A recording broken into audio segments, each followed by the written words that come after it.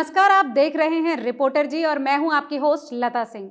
आज हमारे साथ मौजूद हैं सीडी इंटरनेशनल स्कूल के चेयरपर्सन और हरियाणा शिक्षण संस्थान के अध्यक्ष यशपाल यादव जी। सर, बहुत बहुत स्वागत है आपका हमारे न्यूज़ रूम इंटरव्यू में। तो सबसे पहले शुरुआत करते हैं, हमारी जो नई एजुकेशन पॉलिसी है उसके बारे में आपका क्या ख्याल है? देखिए, नई एजुकेशन पॉलिसी तो वैसे पूरे देश से राय लेकर, सभी शिक्षाविदों से राय लेकर बनाई गई है, लेकिन उसके बावजूद भी कुछ कमियां तो रह गई है उसमें। मतलब मेरे अनुसार, मैं नहीं कह पूरा देश ऐसा कहता है, लेकिन हमारे अनुसार कुछ कमियां उस तरह से रह गई कि एक बार हमने सलाह मशवरा इस तरह से दिया भी था, माननीय मोदी जी ने भी कहा था, हरियाणा के शिक्षा मंत्री जी ने भी कहा था कि हम गीता पढ़ाएंगे स्कूलों में, अब गीता को लागू करेंगे क्योंकि ये वे ऑफ लाइफ है, जीवन जीने का एक तरीका है, एक ढंग है, तो वो बच्चों को सिखाया करेंगे। ये कोई धार्मिक ग्रंथ नहीं है, तो इसको धर्म से जोड़कर ना देखा जाए, ऐसा बोला था। तो हमने भी यही बात कही थी जब नई एजुकेशन पॉलिसी बन रही थी, तो हमने कहा कि अब आप गीता को लागू कीजिए और अलग अलग मंचों के माध्यम से, अलग अलग चैनलों के माध्यम से, मीडिया के माध्यम से हमने सारी बातें सरकार तक पहुंचाई, पर वो चीज़ लागू नहीं हो पाई। तो उसका तो हमें बड़ा खेद है कि हम इस तरह से मोरल एजुकेशन के नाम पर बहुत ज़्यादा कुछ नहीं कर रहे हैं नई एजुकेशन पॉलिसी में। हाँ, कुछ चीज़ें बहुत अच्छी जो माननीय मोदी जी ने की है वो ये कि अब स्किल बेस्ड एजुकेशन होगी, प्रैक्टिकल बेस्ड एजुकेशन होगी। जैसे पहले हम बहुत अच्छे मार्क्स ले लिया करते थे, बच्चे जो है 95%, यहाँ तक कि 100% भी मार्क्स बच्चों के आ जाया करते थे, और स्किल के नाम पे फिर वो जीरो। कभी उनसे बैंक के फॉर्म भरवाने के लिए बोल दिया जाता था कि आपने अकाउंट खुलवाना, ये फॉर्म फिल कर दीजिए या कोई एप्लीकेशन लिख दीजिए, वो तक नहीं कर पाते थे। और ये छोटी छोटी चीज़ तो जैसे माननीय मोदी जी ने कई बार इसको कोट भी किया कि हमारे बच्चे जो है बल्ब फ्यूज हो जाता है घर में, तो वो बदल नहीं सकते। तो वो एक एजुकेशन का ही एक पार्ट होना चाहिए। इस तरह से ये छोटी छोटी स्किल, चाहे वो कारपेंटर की छोटी छोटी स्किल है, चाहे वो प्लम्बिंग की छोटी छोटी स्किल है, घर में टूटी खराब हो गई तो कौन चेंज करेगा, बच्चों को आनी चाहिए। घर में दूसरी चीज़ें छोटी छोटी बहुत सारी चीज़ें होती है, घर में भी, ऑफिस में भी, जहाँ उसका कार्य क्षेत्र है वहाँ भी, तो दूसरों पर डिपेंड ना रहे, कम से कम इतनी चीज़ें तो बच्चों को आए ही आए। तो स्किल बेस्ड एजुकेशन तो माननीय मोदी जी ने किया है, वो तो एक बहुत सराहनीय कदम है नई एजुकेशन पॉलिसी में। और संस्कारों के नाम पे थोड़ी सी कमी रह गई, उसके बारे में जरूर उल्हाना है मोदी जी को। जी। तो जैसे करिकुलम में कुछ बदलाव किए गए हैं, हिस्ट्री के कुछ सब्जेक्ट्स में चैप्टर्स बदले हैं, कुछ जिन हमारे पुराने जो नेता हैं या पुराने जो राजा महाराजा हैं, किसके बारे में बच्चे आज तक पढ़ते आ रहे हैं, उनमें भी कुछ बदलाव किया गया है करिकुलम में, तो उसके बारे में आप क्या समझते हैं? देखिए, ये सरकारों का अपना एक सोचने का तरीका होता है कि इतिहास में क्या गलत लिखा हुआ है उसको ठीक करना है। अब पहले गलत था या अब गलत है, कुछ कहा नहीं जा सकता है, क्योंकि जो बात पहले बीत चुकी है, कई सौ साल पहले, कई शताब्दियों साल पहले जो चीज़ हो चुकी है और जो चीज़ इतिहास में दर्ज है, तो वही चीज़ें हम पढ़ाते आ रहे हैं। अब हम कहें कि नहीं, हम अपने अनुसार चीज़ों को पढ़ाएंगे, इतिहास के अनुसार नहीं, पर इतिहास को अपने अनुसार बनाएंगे, तो मुझे लगता नहीं, पता नहीं पहले गलत थी या अब गलत है, पर कहीं ना कहीं हम गलती पे तो जरूर थे, या तो पहले बच्चों को गलत पढ़ा रहे थे या फिर अब गलत पढ़ा रहे हैं, तो उसके बारे में कुछ कहना मुश्किल है। दूसरी, हम कई बार जो है शिक्षा को भी मुसलमान और एंटी मुसलमान या फिर एंटी हिंदू इस तरह के बातें जोड़ करके देखते हैं शिक्षा को भी। तो मुझे लगता है कि शिक्षा को तो कम से कम हिंदू मुसलमान किसी जाति पाति से जोड़ कर ना देखा जाए, किसी धर्म मजहब से जोड़ कर ना देखा जाए, सब कुछ एक न्यूट्रलाइज होना चाहिए, एक वैश्विक शिक्षा होनी चाहिए। जो हम दूसरे देश के बच्चे भी हमारे यहाँ पढ़ने के लिए आते हैं, हमारे बच्चे भी दूसरे देश में पढ़ने के लिए जाते हैं। जिस तरह से ग्लोबलाइजेशन हुआ है, वैश्विकरण हुआ है, तो शिक्षा तो एक मतलब सब जगह एक बराबर समानता का हिस्सा रह गए। तो यहाँ हिंदू मुसलमान या क्रिश्चियन ये दूसरी चीज़ों को जोड़कर कभी भी नहीं देखना चाहिए शिक्षा को। अभी एक बात और कि एनसीएफ नेशनल कैरिकुलम फ्रेमवर्क भी अभी माननीय धर्मेंद्र प्रधान जी ने, जो हमारे शिक्षा मंत्री है, उन्होंने उसको मंजूरी दी है। तो उसमें एक चीज उन्होंने ऐड ऑन की है, अब पता नहीं वो कितनी कारगर साबित होगी या नहीं होगी। उन्होंने कहा कि ऑन डिमांड एग्जामिनेशन। अब बच्चे अपनी एग्जामिनेशन की तारीख खुद तय करेंगे कि मुझे 25 तारीख को मैथ का एग्जाम देना है तो आप दीजिए, आपको 20 तारीख को हिंदी का एग्जाम देना है तो आप दीजिए, आप सब्जेक्ट भी खुद ही तय कर लीजिए, आप डेट भी खुद ही तय कर लीजिए और एग्जाम देने के लिए आ जाइए, हमें आपके एग्जाम ले लेंगे। तो इस तरह कहता है कि स्ट्रेस कम हो जाएगा बच्चों को, बच्चे जो आत्महत्या की तरफ, हाँ, सुसाइड जो टेंडेंसी बच्चों में बढ़ती जा रही है वो कम हो जाएगी। मुझे लगता है कि आप केवल सिक्के का एक ही पहलू देखकर कोई निर्णय लोगे तो फिर वो शायद निर्णय सही नहीं हो पाएगा।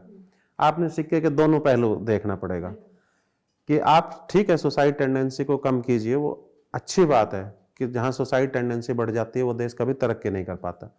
दूसरी, आप इतना ही बिल्कुल जो है उस सोसाइटी को देखते हुए बहुत सारी चीजों को बिल्कुल धरातल पर ले आएंगे, बिल्कुल जमीन पर ले आएंगे जो चीजें ऊपर उठ चुकी थी, तो फिर वो भी ठीक नहीं है कि आपको उनको थोड़ा सा तो स्ट्रेस देना पड़ेगा, क्योंकि पढ़ाई का स्ट्रेस जीवन में प्रत्येक क्षेत्र में स्ट्रेस ही स्ट्रेस है। आप कहीं जॉब करने के लिए जाते हो तो आपको कुछ जिम्मेदारियां दी जाती है तो उसका स्ट्रेस, मतलब है कि एक डिसिप्लिन होना जरूरी है एजुकेशन से। बिल्कुल डिसिप्लिन होना जरूरी है। मतलब जीवन के प्रत्येक पहलू में आप डिसिप्लिन रहेंगे तो वहां स्ट्रेस आएगा, वहां जिम्मेदारी, जहां जहां जिम्मेदारी आपको दी जाती है स्ट्रेस आएगा। तो यहाँ बचपन में ही हमें जिम्मेदारियों का एहसास करा देना चाहिए कि अब आपकी जिम्मेदारी है पढ़ाई करना, आप चीजों को अच्छे से सीखिए, लर्न कीजिए, उसको अच्छे से सीखिए, नहीं आता तो टीचर से पूछिए, ये आपकी जिम्मेदारी है। तो उस जिम्मेदारी का एहसास कराइए, ना कि उस जिम्मेदारी को छोड़ दीजिए कि अब आपको स्ट्रेस हो रहा है तो उस जिम्मेदारी को छोड़ दीजिए। तो क्या हम इस बात को ऐसे समझ सकते हैं कि हम उनको पूरी आज़ादी देने के बजाय एक ऐसा मैकेनिज्म तैयार करें जिससे उनके डिप्रेशन को हम कम करने में उनकी मदद कर सकें? बार बार ऐसा कहा गया है कि जब स्ट्रेस और डिप्रेशन की बात आती है ना, तो हमने अनेकों बार सुझाव दिए हैं सरकार को, हाँ, कि आप काउंसलर स्कूलों में अलाउ कीजिए और कंपलसरी कीजिए, काउंसलर रहेंगे वो बच्चों की काउंसलिंग किया करेंगे। या दूसरे और अनेक तरीके होते हैं, जैसे आप जब हेल्थ एजुकेशन की बात करते हैं, सरकार जब हेल्थ की बात करती है तो केवल और केवल फिजिकल हेल्थ की बात करती है, कभी भी मेंटल हेल्थ की बात नहीं करती, ना ही तो बच्चों में ना ही तो बड़ों में।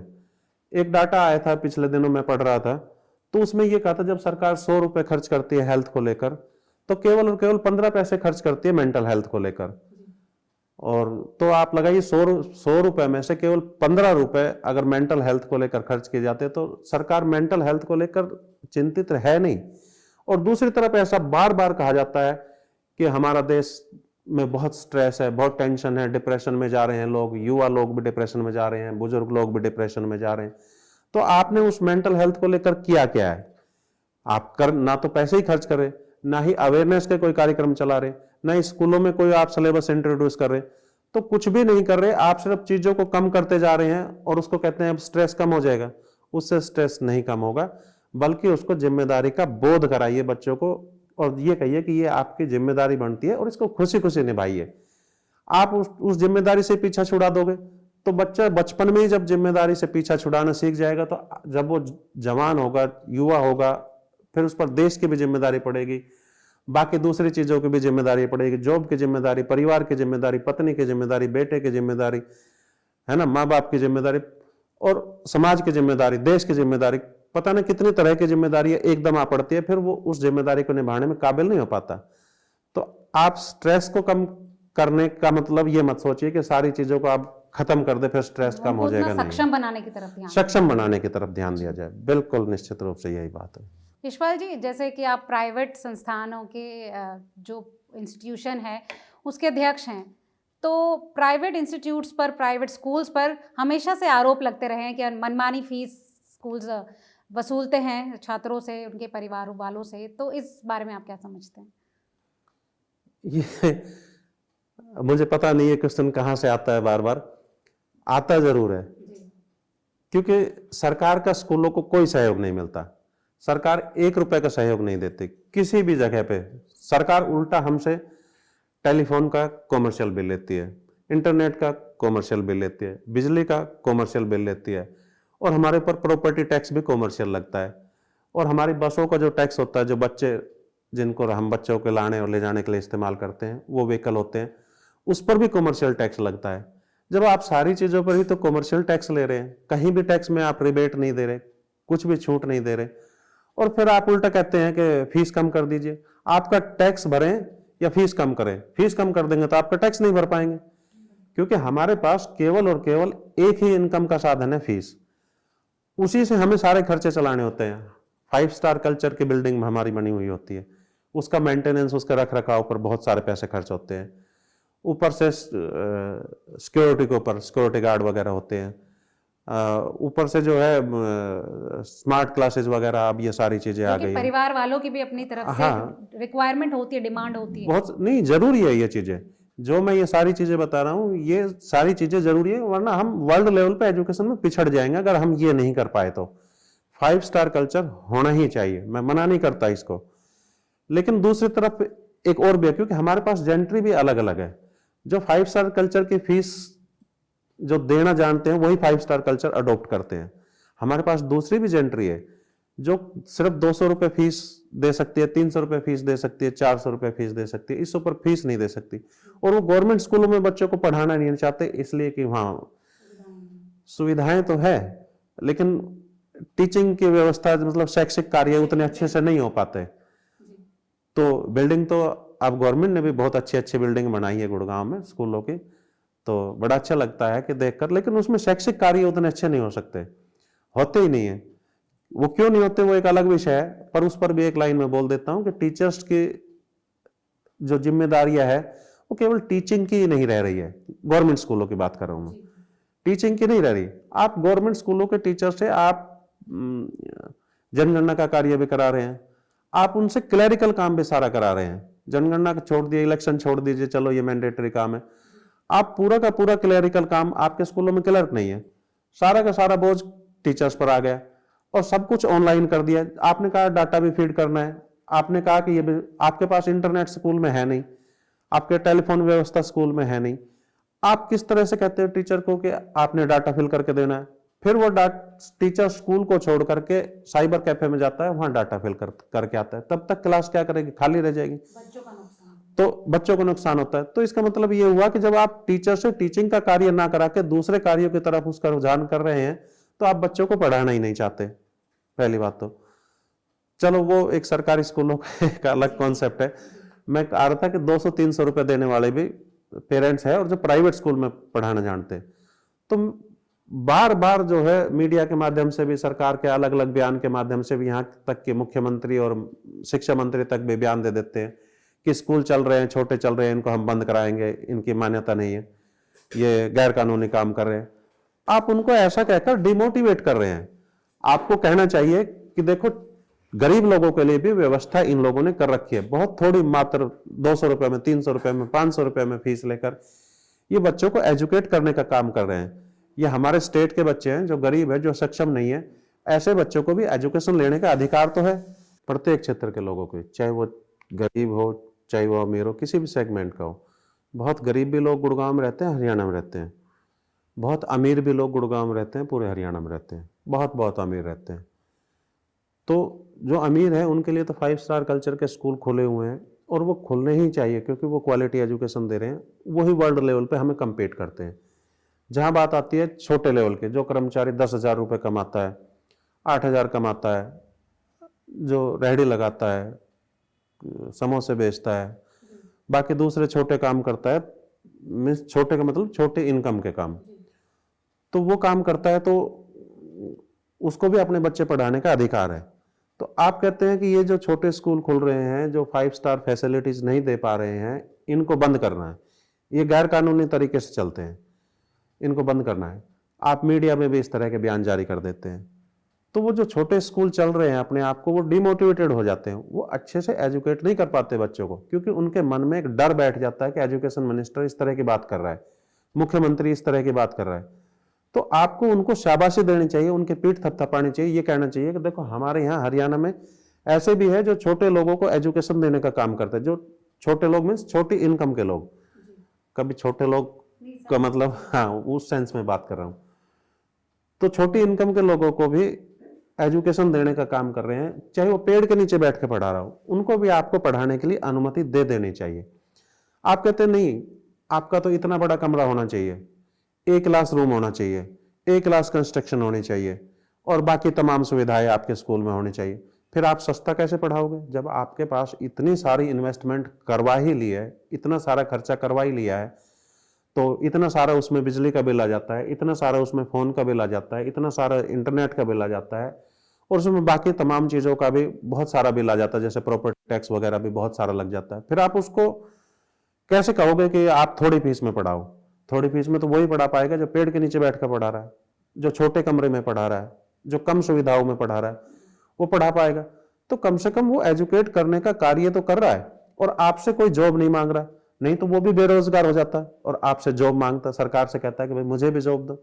अब वो बच्चों को पढ़ाकर अपने 2 वक्त की रोटी रोजी उन बच्चों से ही कमा लेता है। तो दोनों चीजें ठीक हो रही है। उसके बाद आप उल जलूल बयान देकर और जो है एक पब्लिसिटी हासिल करने के लिए किस तरह के स्कूलों को नहीं चलने देंगे, तो ये तो आपका बिल्कुल गलत रवैया है। इस तरह से तो होना ही नहीं चाहिए। मैं कहता हूं कि आपको उन लोगों की सपोर्ट करनी चाहिए, कुछ फाइनेंशियल सपोर्ट करनी चाहिए और उनको शाबाशी देनी चाहिए, किसी मंच पर बुलाकर, किसी स्टेज पर बुलाकर उन लोगों को अवार्ड देना चाहिए, इनाम देना चाहिए। असली हकदार वो लोग हैं। आप 5 स्टार कल्चर के लोगों को इनाम देते हैं, वो इनाम के हकदार नहीं है, काबिल नहीं है। असलियत वो लोग काबिल है जो जूझ कर, जो मेहनत करके और बहुत थोड़ी मात्र फीस में ही बच्चों को एजुकेशन देने का काम कर रहे हैं। ऐसे लोग ईमानदारी से काम कर रहे हैं और ऐसे लोग रीढ़ है एजुकेशन की और ऐसे लोग बच्चों की रीढ़ है। बहुत खूब। यशपाल जी, क्योंकि आप शिक्षण संस्थान से जुड़े हैं और शिक्षा के फील्ड में हैं, तो कोटा में जो आपने भी खबरों में सुना होगा, जो सुसाइड्स के दर अब बढ़ रही है। एक महीने में इतनी ज़्यादा बार हमें खबरें मिल रही हैं कि बच्चे सुसाइड अटेम्प्ट कर रहे हैं। तो इस विषय में आप क्या समझते हैं? देखो, वो सुसाइड तो बढ़ना ही है। आप जब बच्चे को जब नर्सरी क्लास में एडमिशन लेता है, जब छोटा बच्चा होता है 3 साल का, तभी से आपको उसको जिम्मेदारी का बोध कराना होता है। तभी से आप उसको कहेंगे कि इसको पढ़ाना नहीं है, इसको मात्र खिलाना, क्योंकि स्ट्रेस हो जाएगी छोटे बच्चे को।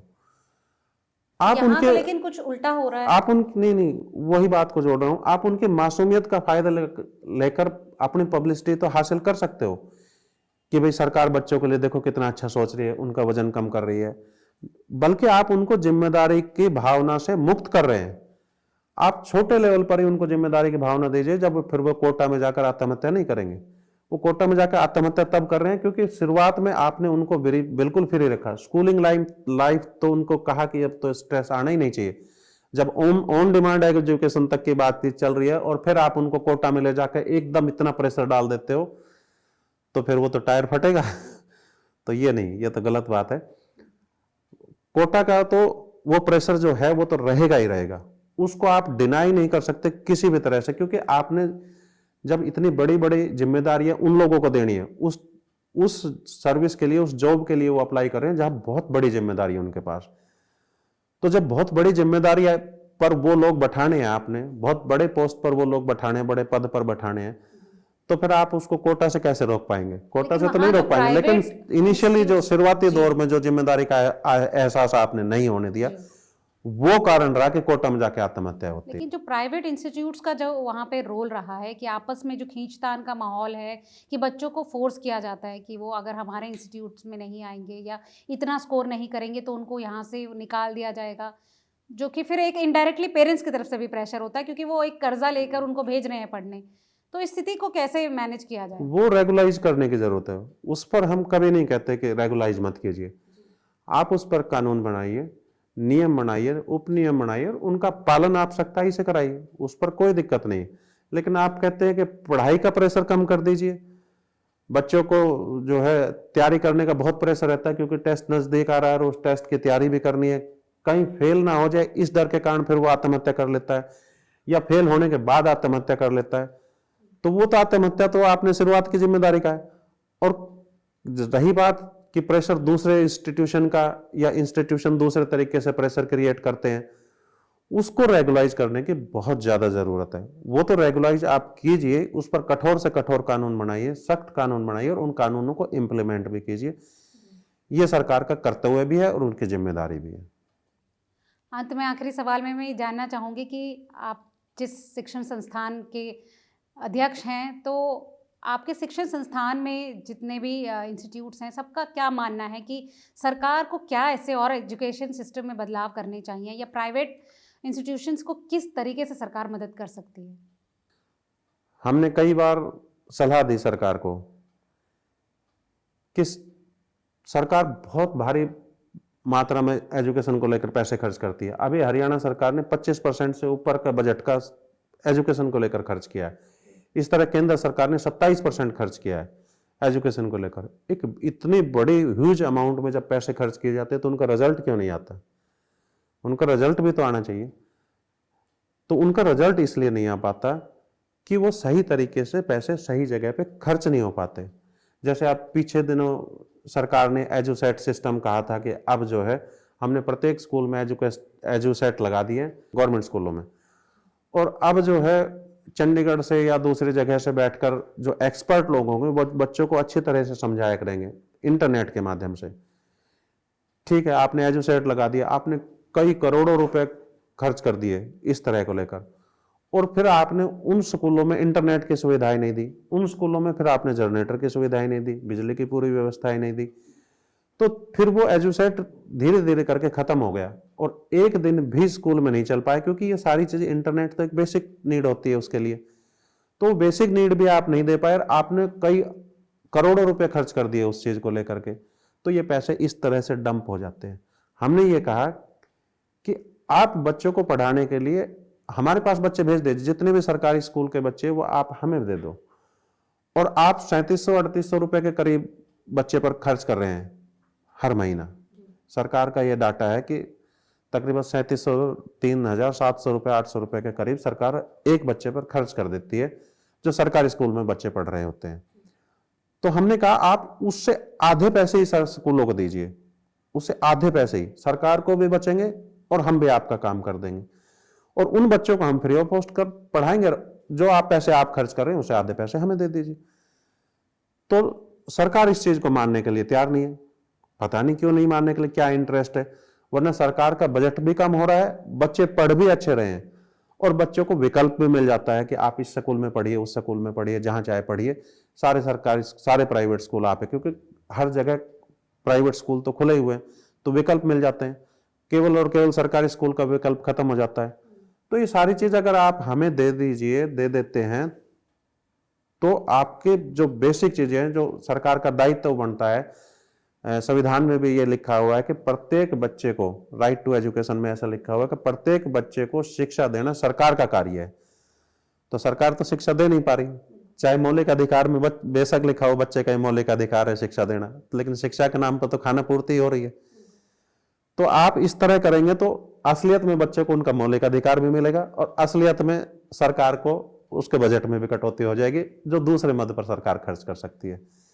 तो ये कई बार सरकार को सलाह दी जा चुकी है, आपके माध्यम से भी कह रहे हैं कि सरकार मान ले हमारी बात, तो आपका स्टेट, हमारा स्टेट बहुत ऊपर जाएगा। तो ये हैं यशपाल जी के विचार आज की शिक्षा प्रणाली को लेकर, और सरकार से जो भी प्राइवेट इंस्टीट्यूट्स हैं उनकी क्या दरकार है, क्या उनके रिक्वेस्ट है, सरकारी नीतियों को लेकर और नई एजुकेशन पॉलिसी को लेकर इनके विचार। तो बहुत बहुत धन्यवाद आज के रिपोर्टर जी के न्यूज़ रूम इंटरव्यू के लिए वक्त निकालने के लिए। यशपाल जी बहुत बहुत थैंक यू।